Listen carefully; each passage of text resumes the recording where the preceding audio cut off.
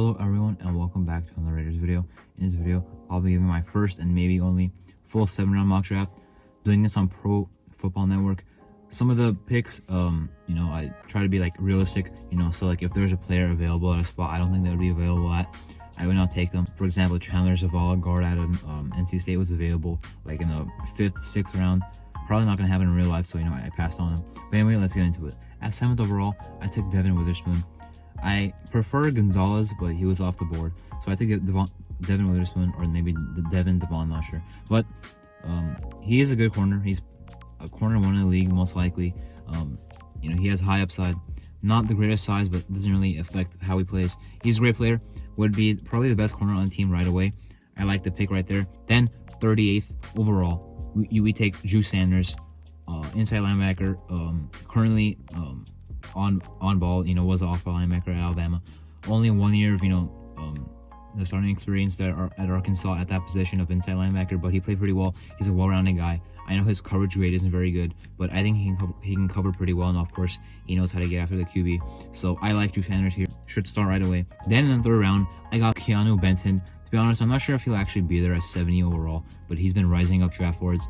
Explosive player, makes big plays. One of the best, if not the best, D tackle on the team right away. Definitely has the highest upside.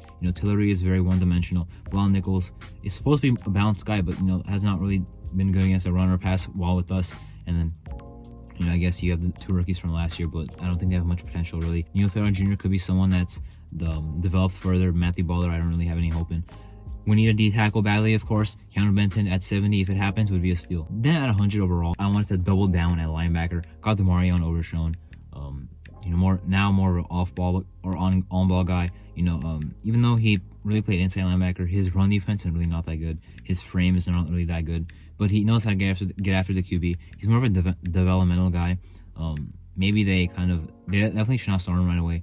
I think Spillane's fine, Diablo's fine, and Drew Sanders, but sit him for a little bit. He's the 4th or 5th guy for a year, maybe 2, and then he can start to produce. A lot of potential here, but more of a project guy. Then at 109, I got Byron Young, the Tennessee Byron Young, the defensive end. Also, like Keanu Benton, not sure if he'll actually be here, but this would be a steal.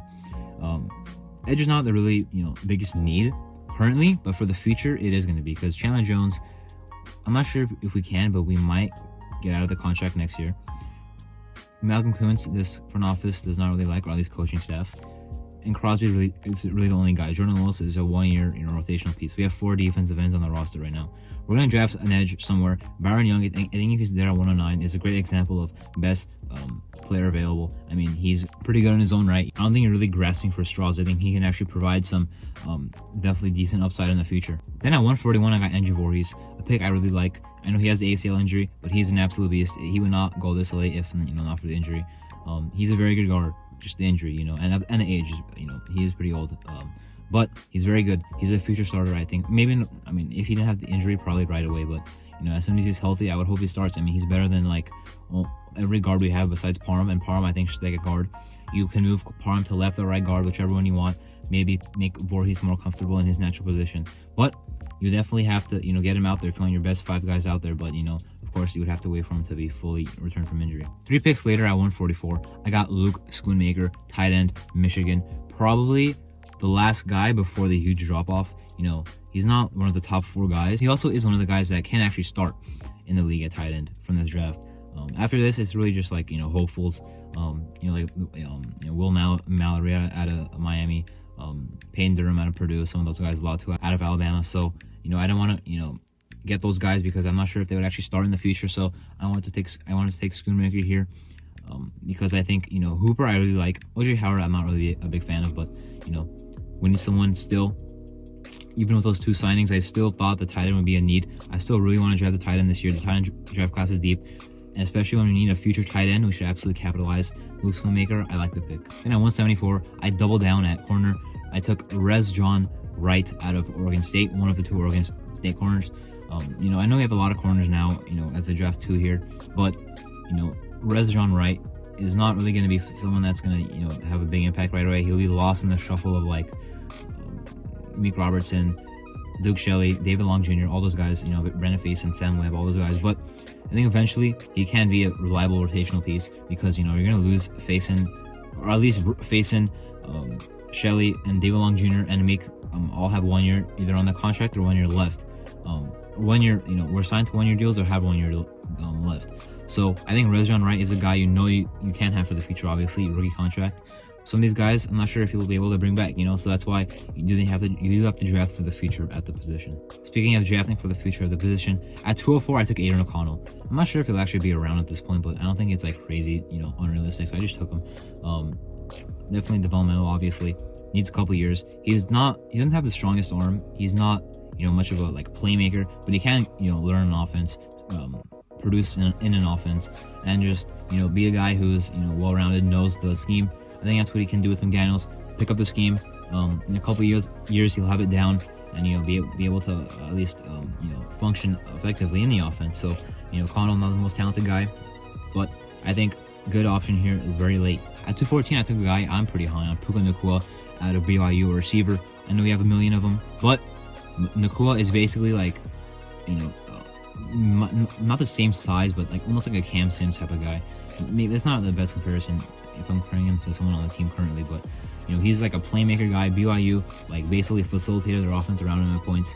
I didn't watch a full scouting down. I didn't watch a bunch of games of him. I didn't scout him, but I saw some good action of him when I was watching some BYU offense versus whoever's defense. Nacua is as I mentioned, kind of the playmaker. He's got good size. I like him. He can make plays. I like it here in the 7th round. Then at 220, I took a raw defensive tackle, Carl Brooks out of Bowling Green. Definitely raw. Doesn't have much going for him right now, but can develop into hopefully something. If not a huge deal. Still have a guy earlier who I took that I like. Keontae Benton. Carl Brooks, developmental guy.